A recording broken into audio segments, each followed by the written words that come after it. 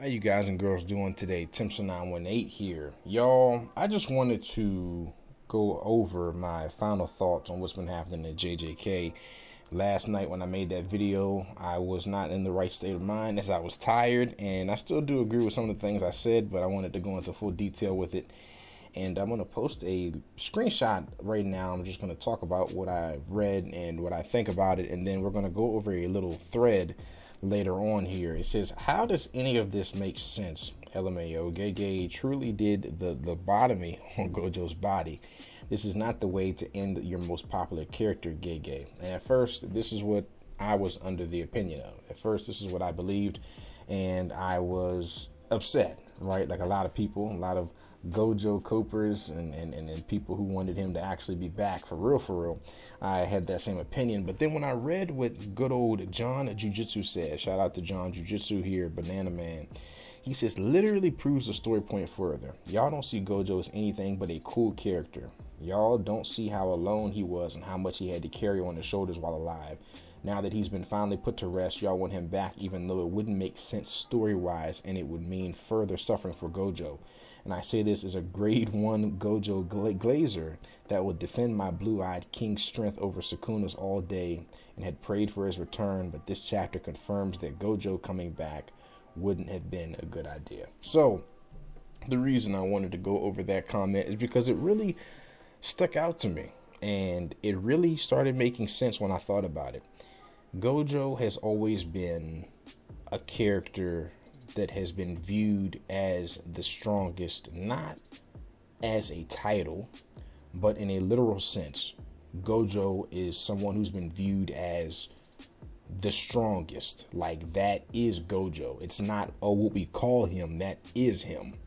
And if you took that away from Gojo, he's essentially, to most people, nobody. The only people that care about Gojo as a person would be Yuta and Yuji, and of course Geto when he was alive. Now, once again, shout out to Yuta. I have nothing bad to say about Yuta at all. Like, I've never really looked at Yuta as like a super duper crazy character. I've never like super liked him, but I've never disliked him either. Like, he's always been there. But I acknowledged his strength as someone who was always considered second only to Satoru Gojo, and that was that. What he's doing, I 100% agree with. Like, this is massive character development, and I do like the fact that Yuta stood up for Gojo in the face of everyone, and how he got frustrated and said, yo, like, holy shit, does no one see the monster that Gojo had to become and the burden he's had to bear in order to do the things that he's done? And if no one else is willing to become that monster and y'all are so worried about me, then fuck it, I'll become the monster, because clearly y'all aren't worried about Gojo the same way that I am. So, and once again, you know, some people are saying from a moral standpoint, that's another thing too, some people are saying from a moral standpoint, it's wrong. Like, oh, it's morally wrong to desecrate your former master's body. Like, number one, Gojo gave Yuta direct permission, right? Gojo gave Yuta direct, like, I don't give a shit what you do with my body once I'm dead. I don't intend on losing, but if I do die, who gives a fuck what you do with a corpse? So Gojo told him, like, do what you got to do. If that's what you want to do, go ahead and do it. And number two, this show, from the very beginning, in most animes and mangas, when has it ever been morally correct to do anything, especially in JJK? From the very beginning, you have to think, morally speaking, it was not right for Yuji to consume Sukuna's fucking finger in the first place, just because he was afraid of dying at the very beginning of the show. And look where that ended up.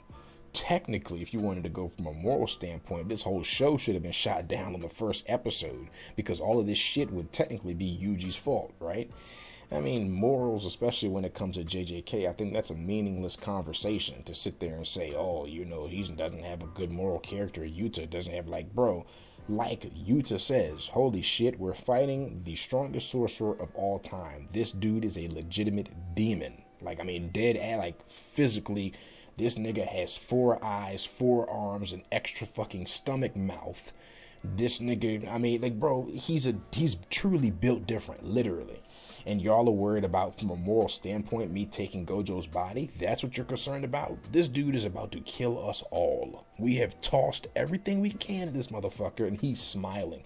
Do y'all see how Sukuna pimp smacked the fuck out of Yuji like it wasn't shit? Y'all see, that's another thing I just seen people talk about too. Like, people were mad how Yuji essentially got disrespected because Sukuna just pimp smacked the fuck out of him. I knew that. I said that in my previous video when I released the talks about 261.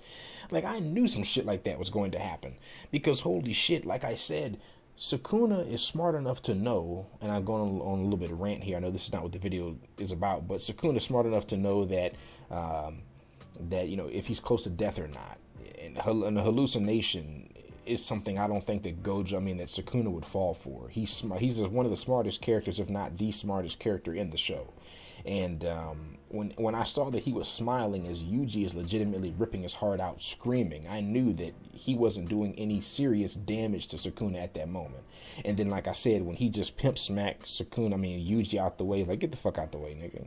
When he did that, when he saw Gojo / Yuta, I knew. I was like, okay, yeah, so Yuji just got sidelined. So anyway, back to the point, y'all. Back to the point. I went off on a rant there. Gojo has always been viewed, like I said, as a title. He didn't have a title, he was viewed as a title. And when I thought about it, I said, damn, that comment is 100% right. The reason that I want Gojo to come back, here I am trying to be on one side and say that, oh man, this show is stupid, this show is ass, Gojo shouldn't have died the way that he did, no one understands him, no one cares about him. Then I had to ask myself after reading that comment, but why do I want Gojo to come back in the first place?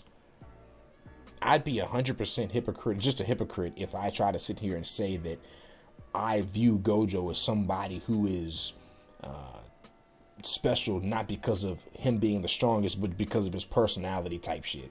Now that's probably the train everybody wants to hop on. I want Gojo to come back because his personality. I don't care about Gojo being strong, bull fucking shit. It's funny, this conversation would not be existing if Gojo wasn't the strongest. People can only acknowledge you for what you've done or how strong you are or whatever if you're popular or famous in the first place. Like, people don't give a shit about you if you don't exist, right? And people who have died in JJK, who are going to die, who've been off screen, like, if a random civilian gets off screened right now, no one's going to give a shit. No one's going to rant and talk about how sad it is because you don't give a shit about them because they're just a random person. Versus it being Gojo, of course you're going to care. And why do I want Gojo to come back? I couldn't answer that. When I actually sat there and I thought about it, I said, damn, I'm just like everybody else. I want Gojo to come back, not because I didn't think he had a good fight or, any other bullshit reason. I want Gojo to come back because, yeah, he's the strongest and he's cool. And I wanted to see him kick more ass. And because he's always been like a pseudo lead. He's like the pseudo lead character. Like, all eyes have always been on him in terms of, looks and popularity and all that shit since the beginning of the show. And I was just wanted to hop on that train of, I want him to come back because everybody else wants to see him come back. And of course he's Gojo. So without him, what's the point of the show? And that's far from the truth. It's time for the people. It's time for his students to shine. He has went out in the best way possible.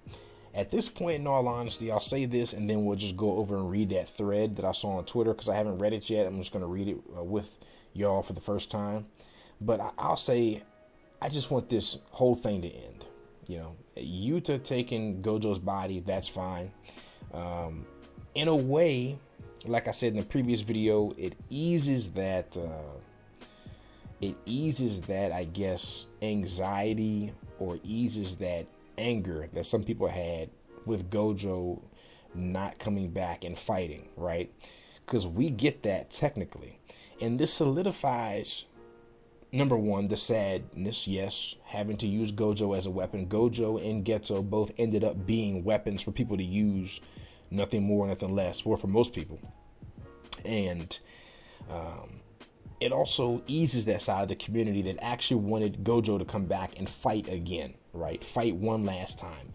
People were wondering, okay, well, what would happen if Gojo were to actually come back and fight this version of Hein era, can't pronounce the shit, Sukuna, right? What would happen if Gojo came back and fought this version and not, Megu Kuna, whatever you want to call it, right? So, like I said, it's good to see him technically, his body. It's good to see Gojo back. And it's good to see how his domain expansion is going to fare up against this version of Sukuna's domain expansion. And it's good to see him on a panel. Just good to see him back again. At the same time, of course, the circumstances are unfortunate. At this point, man, I just wanted to be done. I just pack him up, put him in a coffin. Whatever happens. I know there are some cope theories going around now. That and I was reading it. I was reading a whole bunch of them because I was upset that night. Last night, I think it was, right? I was upset when I found out what had happened with Gojo and everything that's turned out. But I've heard, there are theories now, of course, with the one episode when Gojo is sitting there and he's surprised by Kenjaku, and he tells Geto inside of Kenjaku, he's like, when are you going to wake up and stop letting this creature control you? And then that's, of course, in the episode when Geto grabs Kenjaku by the neck, or I guess his soul, his spirit, makes his arm move and choke him. And Kenjaku's like, holy shit, look at this. And some people are theorizing now that Gojo might come back if there's a time limit, if it is true. I know there were a couple of options. So, Yuta could potentially stay in Gojo's body forever, but everyone's assuming that he only has a 5-minute time limit and that he's going to die after that. And then maybe if Yuta dies in Gojo's body, Gojo awakens back, or it's some kind of pseudo relationship like Gojo and Yuta can switch their own psyche within Gojo's body. It's a whole bunch of cope. It's just been copium since Gojo's died. At this point, man, in all honesty, I don't want that. In all honesty, I truly don't want that anymore. If that were to happen, would I be upset? No. It'd be nice to have that in all actuality is the only thing I would want at this point from Gojo. After seeing this previous chapter, Gojo technically has came back to fight under different circumstances, unfortunately. But I don't want to see him fight anymore, man. Like, he's done fighting. And like I said, he died with a smile on his face. The only reason I'd want to see him come back, even for a split second, is to just give his final proper goodbyes to his students. That's it. For him to just say goodbye. For him to actually be able to rest easy, knowing that the next generation's in good hands. He knows technically, right? He knows that Yuta and Yuji are extremely strong, and he's seen them grow and everything. And but I mean, him seeing, because he never got the answer to Megumi and what's going to happen to Megumi, right? Like, it'd be nice for Gojo to actually see Megumi being released from Sukuna being defeated, and then the next generation tells Gojo, okay, we've got this from now on. You go on ahead. We'll deal with the merger. You've done everything, right? I would just want Gojo to see Megumi being freed and see Sukuna being defeated. Because that's what I thought at first. I thought in my mind that Gojo, if he were to die and just go to the grave and his soul were to permanently go to the grave, that he would have a lot of unturned questions like, will my students be able to handle Sukuna? What's going to happen to Megumi? So on and so forth. So if he did come back, that's what I would want. Him to say goodbye to everybody, and for him to have like a proper goodbye. But, JJK is sad. The whole show, the whole premise is, sad, and that's probably not going to happen. But with that being said, let's swap on over now. We're going to do some ghetto shit. Normally I would edit this video, but I don't feel like it. So we're going to just switch on over to Twitter. And I saw this thread. It says, let's try this again, JJK261. There's 21 of these. So we're just going to read through this shit, and we're going to just try to analyze it quickly. The life of a Jujutsu sorcerer isn't fair. So here's a thread on why I feel like the newest JJK chapter beautifully calls back many recurring themes across the story. You've got, this is the panel of Gojo being taken over by Yuta. It says, Yaga, so Principal Yaga, says himself that sorcerers are always to die with some sort of regret. What may that be? It differs from person to person, but the main baseline is losing one's ideals and humanity to survive in this cruel world. Sukuna did this without regret, thus making it to the top. And this is what we see right here. So this is Yuta. He says, "You're the one who will reach your limit. The defeated who, what do they say? What do they have to say? I've seen it all before. Sorcerers, cursed spirits, it doesn't matter. The only ones who are able to transcend beyond being merely strong are those with an overwhelming sense of self and a complete disregard for others. Natural disasters," which is Sukuna.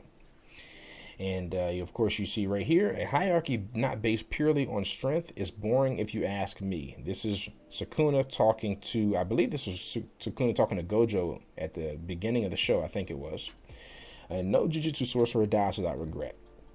He says, we've seen it with Maki. Mai was what grounded her humanity, if you will, but that's why she wasn't at the top. The moment Mai was gone, so was the human essence from Maki, but then came the strength. And like I said, we're not going to click on every single one of these, but we know what happens with Maki. We've seen it with others, but of course the biggest one is Satoru Gojo. Throughout his entire life, he's only been seen as a weapon. The only person who didn't see him as such is Geto. But that all changed after he left, and once again, Gojo was isolated, right? And of course, we've got pictures of Gojo, and man, this right here hurt me when I saw this for the first time. Because, the look on Gojo's face, the betrayal, is absolutely insane. So he's the strongest because he's Satoru Gojo. That's what we wanted. That's what we hoped for. That's what we thought would have made an amazing revival for him to realize this in these chapters. But remember, the life of a Jujutsu sorcerer isn't fair. And of course, this is the panel. You could do it, Satoru.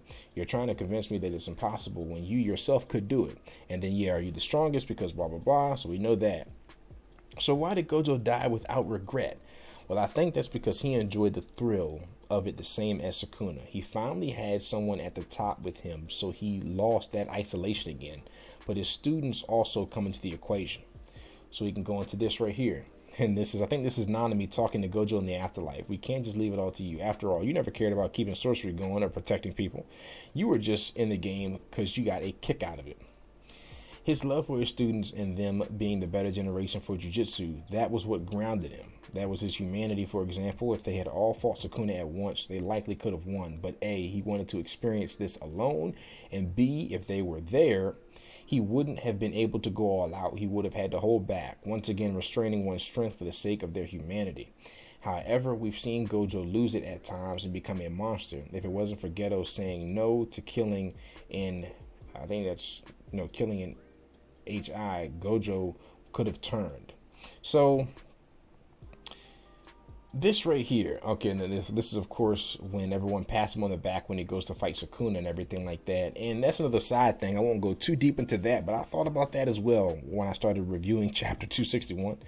I was like, God damn it. I was like, man, I understand that Gojo wanted to fight alone, right? Because it's kind of like when you saw All Might versus Nomu in My Hero Academia for the first time, or you saw All Might versus One for All, and the students just looked in awe and shit. And at that point, they know they're nowhere near that level, and just getting in a fight like that would just be doing nothing but interfering and getting in the way. I know that that's the whole plot and premise that this fight wanted to go off of. Like, holy shit, all of his students at that time are such at a level way below that they wouldn't be able to do anything. But after looking at 261, I was just like, damn, like, they could have came up with some kind of plan, something, like just anything, like, because they had so much time, and Yuta was legit preparing. Like, this was planned months in advance that Gojo could have lost. It wasn't just like a toss-up. Like, oh, okay, well, let's just see what happens. And then Gojo dies. Everyone's like, oh, fuck, he actually lost. What do we do now? It's like, this was predetermined. Like, this was planned. So it's just like, man, couldn't they have all come up with a plan to try to immediately stop Sukuna right after or something, or just have something interfere in the middle of the fight, like just something, like all those brains together and run one room. I think they could have come up with something to actually intervene. But anyway, like I say, Geto killing and I think I don't even know what that means, in high school. I don't know. Gojo could have turned, right? And then this, of course, we see that's that dude that raised the guitar. Hey, let's go home. Not really. We're staying here. And of course, we see home now, even though we're all social allies, I don't want my students to see anything bloody, especially since I don't think this is the right way to do things, But even if I lost to Sukuna, the people in this room disappear. Oh man, Gaku Ganji will effectively be in charge of the high grade sorcerers. So yeah. And then, so through life, it's been unfair that Satoru Gojo was only seen as a weapon, and unfortunately, even in death, that's all he was left to be seen as the strongest. He tried to keep his humanity, but society cared for the body, not the person. But now enter Yuta. Homeboy Yuta. Since JJK 0, Yuta has constantly been told that as strong as he is, he's too kind. As we've seen, this isn't what helps you survive in this world. We've seen him grow to make harsher decisions than he's used to because he's seen what has to be done to make it to the top. He states it himself in this chapter. We've been leaving this whole idea of becoming a monster and losing our humanity to Gojo, but someone else has to. If they're to beat Sukuna, someone needs to lose himself to the same level as he did. Fight fire with fire. And that is 100%. Once again, shout out to Gege for this right here. Amazing character development. Yuta recognizes real. Real recognizes real. You just like, nigga, I need to do some crazy shit like this because fuck being moral. Fuck humanity at this point. Fuck being humane at this point. Because if we don't, Sukuna is going to go on to kill us all and then it's over. So once again, shout out to Yuta for doing this. So throughout this entire fight, we've seen how stressed out Yuta was, and we know it's not just because of worrying for his teacher, but he knew what he would have to do if Gojo lost. And unlike the others, Yuta is one of the few who didn't see Gojo as only a weapon. Just like it is with Yuji, when Gojo first met Yuta, he cared for him as a person, not the power or curse that laid within him. This is exactly why Yuta and Yuji in particular have a strong bond with Gojo. Gojo didn't want them to feel the same way he did. And of course, this is a panel at the very beginning when they all met and stuff. I know you hate the Jujutsu world at the moment, but I side with the regulations now. I don't know what you have in mind regarding Sukuna's vessel, but I don't mean Sukuna's vessel, Gojo said. I'm talking about the kid named Yuji Itadori. And of course, this is at the very beginning. So you can tell Yuta didn't want to go this plan. Hell, they of course wanted plan A to work of Gojo winning, but they had to fill out every conceivable option on how to get this win, and unfortunately this was one of the plays. Gojo and Shoko really didn't think they'd lose, and yeah, this was the conversation that they had right here. And he was like, you don't mind if I take your body? Not really, I don't plan on losing. Why would I care about my own corpse? So yeah. So Yuta finally did it. He became a monster, taking over the body of the one who helped him, so he can go up against the strongest. Unfortunately, it seems it'll be at the cost of his life, and he'll likely regret it. Losing your humanity seems to be the only way, unless... And of course, this is fucking, damn it, Mahito. That's his name, right? Mahito. And yep, this is good old Gojo with the slice on his head, Yuta. Enter Yuji Itadori, the one who'll do it. The one who'll become the strongest without losing his humanity. He said it to Yaga. He will not regret the way he's going to live. I'm not going to regret the way I live. Sure, Yuji's had his moments of being broken and snapping, but he is still him at the end of the day. Some people even go as far as to say, Wuji him Tadori, right? Because you are my special. Now, I deviated from that. Let's get back on track. But he is still him at the end of the day. The same Yuji who's fighting for the right thing since the very beginning, who will push forward to not lose what is dearest to him, his humanity. This is why Sukuna detests him so much, because unlike everyone else, Yuji doesn't want to conform to the way of the world. He's trying to get to the top without the usual system. He will not lose his ideals and humanity. You remember in some of the panels, Sukuna even goes to say, yes, I know his ideal is to be unbreakable. And that's what Sukuna hates about him. He is Sukuna's exact polar opposite, right? Where Sukuna wants to go from just straight up strength and power, and anything that is below me deserves to get eaten and destroyed and desecrated. Yuji is the exact opposite. I will do everything in my path to destroy evil, and doesn't really need a reason to do it, except he hates evil. And now we've seen how much Yuji has grown in strength so far without losing it, pulling off new feats and breaking records. It'll be all realized once he's able to defeat Sukuna while staying true to himself. Unfortunately, he's had to lose many to get to as far as he has, and likely still has more people to lose. But as long as he remembers what his grandfather said, to at least save one person, he can be the new guiding light for Jujutsu Society, a good Sukuna, if you will. However, that's under the assumption that life is fair, and let it happen. Maybe he'll have to lose his humanity to win, but because remember, The life of a Jujutsu sorcerer isn't fair. And that's it, y'all. That's it. I just wanted to go through this thread with y'all because I thought it was personally amazing when I just, scrolled through it, and I was like, I'm going to read through this shit with y'all. And, man, it's like I said, it's bittersweet, man. It's bittersweet. But at this point, from where I'm at, as much as I love, like everyone else, Gojo Copers and all, as much as I love Gojo to come on back, and just have his final goodbyes, because like I said, I don't want Gojo to come back now. I don't want him to come back to fight. As much as I love him just to come back and say his goodbyes and everything, it's about time he gets laid to rest. Now, what's going to be interesting to see in these next these next panels and the chapters in like 262 is after those 5 minutes, what's going to happen? Is Yuta going to stay in Gojo's body forever? Is he going to die and drop dead after those 5 minutes? And if he drops dead, what's going to happen then? Now, we know that Sukuna was foolish enough to let however you say his name, leave with Gojo's body the first time. We know that, right? And if Yuta just drops dead in the fight and he is not able to defeat Sukuna, I wonder, is Sukuna going to be smart enough this time to make sure he completely slices up Gojo's body into a million pieces and just reduces it to atoms like he did those two girls with the cell phone? Is he going to make sure that Gojo's body does not get it taken away this time? Even though, of course, that's probably not going to happen. It's not going to, Gojo's body is not going to get taken away from third time's a charm type shit. It's just, that'd be horrible writing. But I wonder what's going to happen. I'm truly trying to think about what it is that's going to happen. More than likely, though, because it is Jujutsu Kaisen, I wouldn't be surprised if Yuta dies. But he does some devastating damage. He opens up Unlimited Void and everything. Their domain clashes. They get into the fight. The fight lasts 5 minutes. Yuta's able to do some kind of crazy ass shit in Gojo's body. I don't know.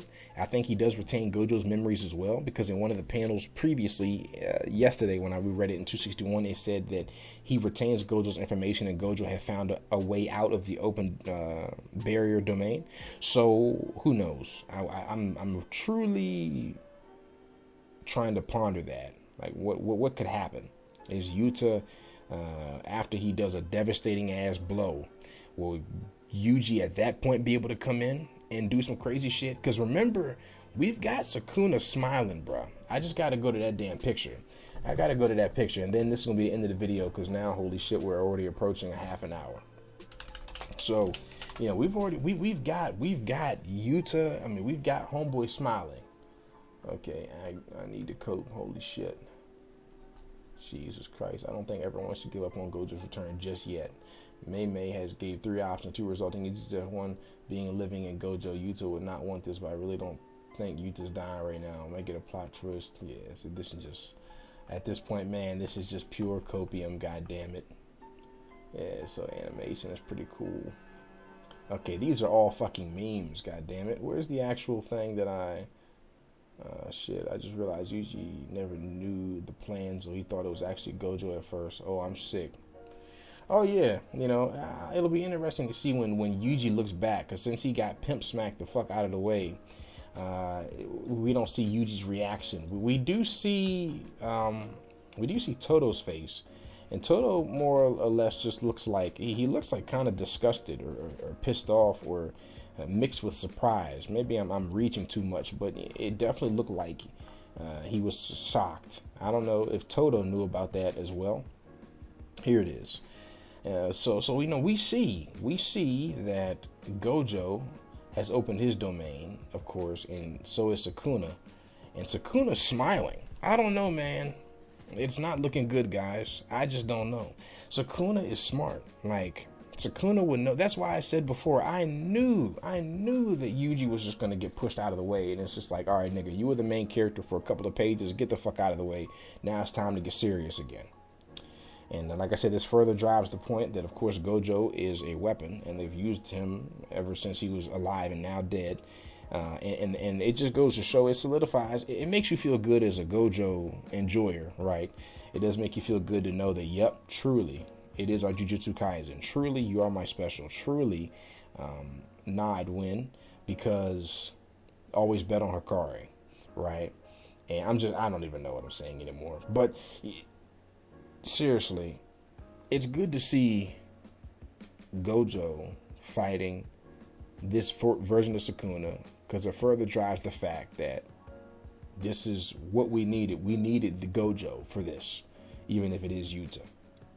But Sukuna smiling like this makes me think, Jesus Christ, this nigga's not done. He's still ready. He's ready to drop shock and rock. And even though it is Gojo and Yuta is a prodigy, will he be able to use Gojo's body as effectively as Gojo can? I doubt it. And within 5 minutes, is he going to be able to do enough damage for Yuji to actually come in and defeat Sukuna? I don't know. I mean, Yuji was hitting black flashes like it ain't shit. Left, right, good night was hitting black flashes like nothing. And look what happened.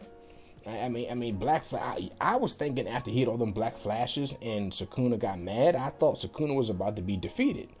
Because Sukuna was like, you brat, and all this other bullshit. But no, he gets smacked out of the way.